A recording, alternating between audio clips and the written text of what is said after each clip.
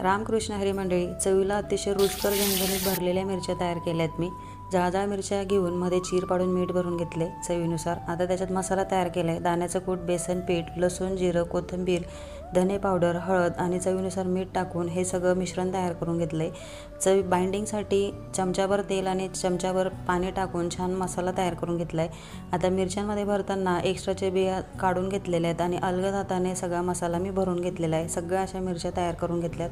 आता यांना शिजण्यासाठी तव्यावर ठेवल्यात. तव्यावर अतिशय चवीला रुचकर होतात. एक मोठा चमचाभर तेल टाकून तापल्यानंतर सगळं मिक्सर रचून दिलं. मीठभर पाणी टाकून थंड ताट झाकून एक 7-8 मिनिटासाठी एक वाफ दिली. मस्त छान अशा सोनेरी रंगावर झाल्यात. परत सगळ्या उलट्या मारल्यात म्हणजे उलट बाजूने देखील खूप छान कुरकुरीत आणि क्रिस्पी होतात.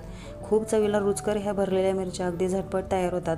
फ्रीज बाहेर म्हटलं तर 2 दिवस आरामात टिकतात. कढीबरोबर चवीला अतिशय रुचकर ह्या मिरच्या लागतात. मी चॅनलवरती कढी आणि भरलेल्या मिरच्यांची